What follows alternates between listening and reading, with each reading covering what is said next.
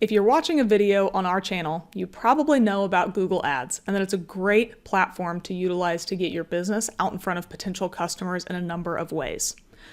There are three main networks that end up being used. The first is the search network, so any type of search campaign, which you're probably familiar with. There's also YouTube, which is the second largest search engine on the internet today. We have a number of videos about YouTube. If you want to check out our YouTube playlist, you can check it out right here. The third is going to be the Google Display Network, or GDN. And I think on this platform, we've talked a lot about the individual aspects, whether how to create ads or targeting options, but we haven't done a good basics 101 level overview of what the Google Display Network is. So today I want to remedy that. We're going to talk about where your ads could show up on the GDN, and then we'll do a pretty basic run through of all of the different setup pieces to get you started with your first Google Display Network campaign. I want to start off by telling you what the Google Display Network is and where your ads might show. So the Google Display Network is a network of more than 2 million websites, videos, and apps where your ads can appear. Google says that its display network reaches 90% of the internet users worldwide, and you can use the targeting options to show your ads to people in particular contexts, specific audiences, and in locations around the world. We'll talk about that a little bit more when we get to the targeting section. But first I want to show you an example of what a Google Display Network ad could look like. So I'm going to hop over to a site that may or may not be familiar to you all, and that's the Paid Media Pros site. Yes, it's a little bit ugly, and we know that. But if you come to the blog page on the site, and we scroll down and find an individual article, let's just click on this one. This is the first instance of a Google Display Network ad that you'll see. This is an interstitial, it pops up in the middle, and whether you like them or not, this is a Google Display Network ad.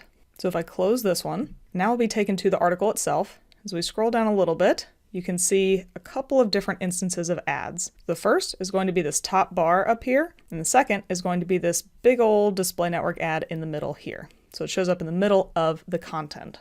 Anything that you see like this is going to be a Google Display Network ad showing up on different websites. So here we can see another instance of a different ad that's showing up on the site, but any ads that look like this or our banner ads that'll show up on the right are going to be examples of Google Display Network ads. Given the fact that Google says that it reaches 90% of the world, my guess is you've seen them before, but I did just want to call out some examples so that you could see them in the real world in this video.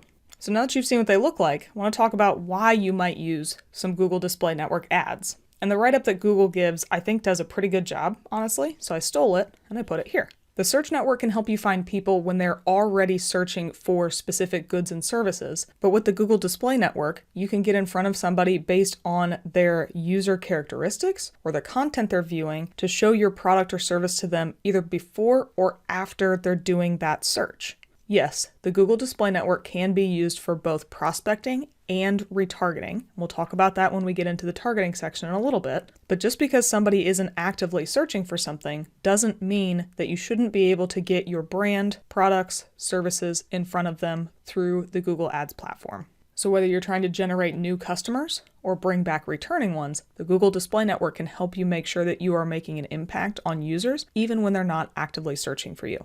So with that, we're going to go ahead and run through a sample Google Display Network campaign setup so you can see how all of these pieces work together to create a campaign. We're in our Paid Media Pros placeholder account, so there are no campaigns. So we're just going to create a new one. Let's go to Create Campaign, New Campaign. And the first thing we're going to do is choose an objective for a display campaign. And the first thing we're going to do is choose an objective. For Google Display campaigns, you can utilize sales, leads, website traffic, brand awareness and reach, or create a campaign without a goals guidance. The product and brand consideration, app promotion, and local store visit campaigns are not compatible with display alone. So if you're looking to create a combined campaign like Performance Max, you might be able to use some of those. But for display by itself, you'll need to utilize one of the objectives that I mentioned. To keep things simple, I'm going to create a campaign without a goals guidance, and then I'm going to select my campaign type, display. And then just like the other campaign types we have available, you'll need to set up individual conversion goals if they differ for this campaign compared to the rest of your account. But I'm not going to get into that in this video. It's a little more complex than I'm looking for. So right now, let's assume for this display campaign, we're focusing on the same conversions that we are for the rest of the account. Go ahead and click continue. Now we have two additional pieces here. First is going to be your business's website. You'll see here, this is the web page people go to after clicking your ad. And in this little help section here, this step helps customize your campaign setup to focus settings and features that can help get the customer actions that matter most to your business. You can create a campaign without filling in this field, but let's be honest, it really doesn't hurt anything. And if anything, it might make things a little bit easier down the line. So I'm going to go ahead and put our website in, and I'll call it out in a little bit when this would be used, because it'll be kind of obvious once we get there. And then you just need to give your campaign a name. And as usual, this is a terrible campaign name, but we're just using it, as you can see, for sake of example. And now we're going to get into the remaining campaign settings. First, you need to choose which location you want your ads to target. You can customize this in the exact same way you can customize all other location targeting on Google. You can either choose one of the options available from the original set, or you can enter a specific location based on state name, zip codes, countries, what have you. You can then adjust the location option around targeting users who are either present or interested in a location. You can also do the same for exclusions. You can then choose your language, and then there are a handful of additional settings that show up down below. Now, I'm not going to go through each of these too terribly in depth, or else this video is going to be way too long. But as you can see here, we have additional controls for ad rotation, schedule, the devices, URL options, dynamic ads, which will not matter in this display campaign. So this dynamic ad section you don't need to worry about. Start and end dates, conversions, which is kind of like what we talked about earlier, and then content exclusions. There are only going to be two things that I'm going to talk about right now. The first is going to be devices, ad schedule, and ad rotation. You can set these up to your heart's content and make sure that you have everything exactly the way you want, but don't forget that some of these settings are compatible or not compatible with your automated bidding strategy if you use one. We do have another video that talks about all of the different Google Ads bidding strategies and what they're compatible with. You can check that video out right here. But just know that if you decide to set up your ad rotation, ad schedule, and devices to be all these really specific settings, and then you set your bidding strategy to target CPA, all of these settings are going to be overwritten. So keep that in mind. And the only other piece I want to talk about in this section is going to be these content exclusions down here at the bottom. So if I click the pencil here, I'll open all of this up. And now you can see that you can opt out of showing your ads on content that doesn't fit your brand. There are lots of different available options here, whether it's based on the content label for general audiences, teen, mature audiences, sensitive content in the middle, tragedy and conflict, profanity, rough language, or the content type off to the right, where you can have games, live streaming YouTube video, embedded YouTube videos, parked domains. There's a lot of different options here. And you can see some are grayed out. And if I highlight over this, you'll see that this is set as an exclusion at the account level. And that's because Joe has already put together a video talking about the different content exclusions you can use for the Google Display Network. And if you're interested in that, you can check out the video at the top of the screen right now. For now, I'm just going to keep moving. And now we're going to move into budget and bidding. Just like with the search campaign, you can set your average daily budget for this campaign. If you did change your schedule, you could change it to a lifetime budget. But for now, we're just going to stick with the easiest option.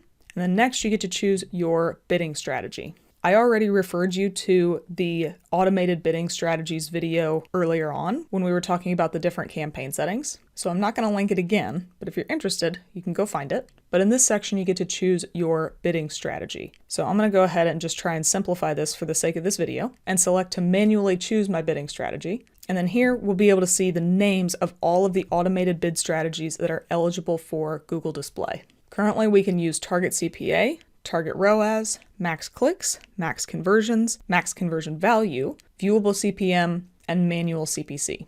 So depending on which bidding strategy aligns with your goals, choose the bidding strategy that lines up best with that. And next, let's get into targeting. This is where things get a little misleading, in my opinion, when you're setting up a Google Display Network campaign. I haven't done any targeting adjustments, and you can see here that I can already click next. And that's because of optimized targeting, which Google has rolled out in the past few years.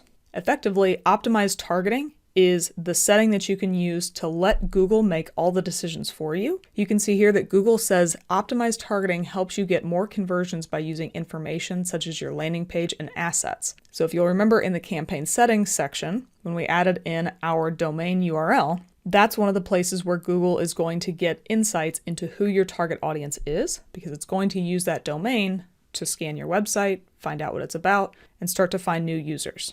Now, I'm not categorically opposed to optimized targeting, but I do want you to understand how it works and how you can use it to your benefit, not just opting in full force into automated targeting. So let's put a pause on optimized targeting for just a second, because in this setup, we can still add our regular targeting the way we always have been able to for Google Display Network campaigns. First, we're going to come down here to add targeting. And here you can see the 5 different types of targeting available for the Google Display Network. And there are 2 different categories. The first 2 fit into the audience targeting section. This means that we're targeting the user themselves based on either their demographic information, as you can see in the demographics, or we're using audience targeting because we are using actual audiences. Think remarketing audiences, custom segments, all those sorts of things. We're taking signals from the user themselves based on their behavior and their actions to bucket them into a specific group and target them that way. The last 3 options on this list are going to be in the second category, and that is going to be contextual targeting. Now, whether it's keywords, topics, or placements, each of these is going to help you target the content itself, meaning what's on the screen. If you wanted to target anybody going to the Paid Media Pros website, you could do that through keywords, topics, or placements, but your main focus is making sure that you're showing up on content that is about paid media, not necessarily the demographics based on the user themselves. So if you're trying to focus on specific content on the site, these 3 options are going to be the ones you want to use. If you're interested in learning more about these individual targeting options for the Google Display Network, you can check out the video at the top of the screen right now. But now that we've gone over the main categories, I do want to talk about how these 5 targeting options will work in conjunction with optimized targeting. As you can see here, the language next to each of these says that you can suggest who should see your ad or suggest people based on age. That's because optimized targeting will allow you to utilize audience segments, demographics, keywords, topics, and placements to inform their targeting options for you. So let's come in here into audience segments. And let's just make this real simple. We've already got some good suggestions here. Let's just say that we wanted to target people who are interested in all of these different options: business services, SEM services, advertising, and marketing. We are now suggesting who should see our ads by utilizing these in-market segments that we have available here. If we scroll down a little bit at the bottom, you can see that these options kind of came back. Optimized targeting has its own line, and ad targeting is here. You can still add the other 4 types of targeting if you want to, once you're done with your audience signals. But optimized targeting is something that I'm not always completely sold on. That is machine learning that goes beyond the different targeting segments that you have in place, and that might not be what you want. So after you've chosen any other targeting segments, the optimized targeting box will look like this. You can open it up, and then all you have to do is uncheck optimized targeting if you don't want to use it. And you'll notice that when I did that, the language down here below changed for each of these. In case you missed it, I'm going to go ahead and check back in and then check out. When I was opted in, everything said suggest like it did earlier, but now you can see that the demographic says reach people based on their age. Keywords, topics, and placements all talk about choosing specific targeting options rather than suggesting them. So with optimized targeting off, we're focusing only on the targeting settings that we're opting into. There's no machine learning on top of it. Now, earlier we talked about using display network campaigns for prospecting or retargeting. So any of the 4 down here will allow you to prospect users based on their demographics or the context of the site that they're on. You can also utilize some of the different audience segments for prospecting. The ones that I have now are based on in-market segments, but if we wanted to utilize retargeting audiences, we would need to go up to Browse, come down to the Your Data and Similar Segments section, and then utilize any of the retargeting options that we have available here. So whether it's a retargeting campaign or prospecting, all the different targeting options are still going to live at this ad set level targeting, and it'll all depend on how you set up your audience segments, demographics, keywords, topics, placements, and whether or not you opt into optimized targeting. For now, I'm just going to scroll past all this and keep moving to the ad section. And here we'll be defaulted into a responsive display ad setup. So I'm not going to go too far in depth on this because we already have a video talking about responsive display ads. You can check that one out right here. But if you'll remember when we were on the Paid Media Pros site, we saw that interstitial, we saw the banner at the top, and we saw ads that were showing up in the middle of the content. All of those were responsive display ads. Here, all we need to do is provide the final URL, our business name, and then we can add in a number of different assets, whether it's images, logos, or videos. And then we can add in a number of different headlines, a long headline, and a description to build out the ad itself. I'll go ahead and do a really quick sample one just so you can see what it looks like in the context of this video. But again, there are other resources out there that will go a lot more in depth than what I'm going to do today. But responsive display ads are just one type of ad format that you can utilize for the Google Display Network. The other types are going to be image ads and HTML5. Now to create a new one of those, you just need to come up and you'll see here the in progress section says we're doing a responsive display ad. But if you click change, I can then choose to upload display ads. Yes, I'm going to leave all of the progress that I've made on that really ugly ad. And now you'll be able to choose your files to upload. You can see here that you can upload image ads as a GIF, JPEG, or PNG, and you can upload HTML5 or AMP HTML ads as a zip file. If you need a quick refresher on what the supported ad sizes and formats are for image ads, you can just click on this. Now you can see all of the different sizes available here and get all the different specs that you need for your design team. So it's a really easy resource to come in and find if you need to be able to share that. Once you're done creating your ads, you would just click next. You would go to the review stage that you can see over here to the left. But since I've created just a completely ugly campaign that's not really targeting anything, I'm not going to do that. But we are going to jump into a live Google Display Network campaign in a client account because I do want to show you what some of the performance data usually looks like. And I want to talk a little bit about the optimizations you can make for Display Network campaigns versus other campaigns. The first thing I want to talk about is performance of display campaigns versus search. So to do that, I'm going to scroll down to the bottom here, and I have the account level performance broken out by campaign type. This account has only been running search campaigns and display campaigns for the past month or so, and there are a couple main pieces I want to call out. First, you'll see Display Network campaign has a ton more impressions and clicks than the search network does, and that's simply because you can find a lot more inventory on display. And again, you're not waiting for somebody to actually search for your product or service. You're getting in front of them anyway. Second is that the click-through rate on these is going to be quite a bit different. Search pretty much always has a much higher click-through rate because people are, again, actively searching. Display Network campaigns are usually quite a bit lower. This account actually has a relatively high click-through rate for display campaigns, and I have a theory about that I'll talk about in just a little bit. But don't be surprised if you see your click-through rate for the Display Network campaign being well below 1%. That's totally fine. Next is that the cost per click is also going to be quite a bit different. As you can see here, search has an average of $5, display has an average of 18 cents. This is pretty standard, and I wouldn't be surprised if you see an even wider gap than that depending on your industry. Now, the one area where I'll say that this account stands out and is not standard is that the volume of conversions comes in quite a bit higher on display than it does for search, and the cost per conversion is quite a bit lower. But again, I believe this is an outlier. That's part of the reason why I wanted to call out this account specifically, because I want you to stay on guard for this. On average, I typically see Display Network campaigns have cost per conversions being maybe 10 to 15% lower than search and upwards of 2 to 5 times as much as search. So it's quite a range. It can be a little bit lower or it could be quite a bit higher, but typically I don't see a cost per conversion on the Display Network that's 10 times lower than the search network for the same conversion action. If you're using different conversion actions, this could make sense, but in this example, we're not. The next piece is conversion rate. Same sort of thing here. Conversion rate is pretty much always going to be a lot lower for display than it will be for search, just because of the nature of it. But this account isn't too terribly far off, to be honest. And that's mostly just because of the nature of this business. So I'm going to jump into one of the display campaigns here and show you some of the red flags that I'm seeing for this account, just so you can be on guard as to what they are, and you'll have an example of what to do about it. So I'm in the highest converting Display Network campaign. You can see here it's got 29 conversions, and the cost per conversion is $200 flat. And that is because our bidding strategy for this campaign is pay for conversions. We're not paying for the click, we're paying for the conversion.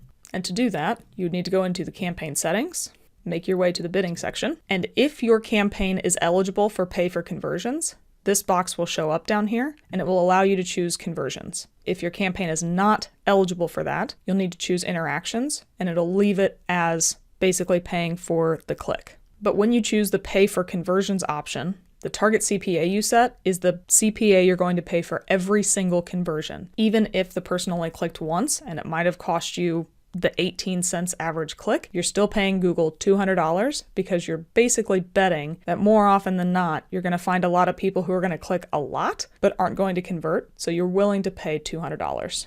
Now, I mentioned earlier that this account has some red flags, and this is where one of the optimizations comes in that I think is really useful for Google Display that doesn't align with Google search campaigns because you're only targeting people on search or the search network. So if you start to see some fishy performance in your display network campaigns, or if you just want to make sure that you're showing alongside decent content and making sure that you're driving high quality leads or focusing on the right users, you can come over here to this content section, open it up, and then you can choose the option down here of where ads showed. And this is where I noticed patterns in this account that I think are not helping the account overall. Here you can see that the highest converting site is a mobile app and it's a game. It's Metro Zone. I don't even know what that is, but almost all of these ones at the very top that are spending the most, which are converting, because you'll see one conversion to a $200 cost per conversion, which is based on the bidding strategy. They're pretty much all mobile apps. And that's not a great thing for this account because this account is pretty highly priced business software.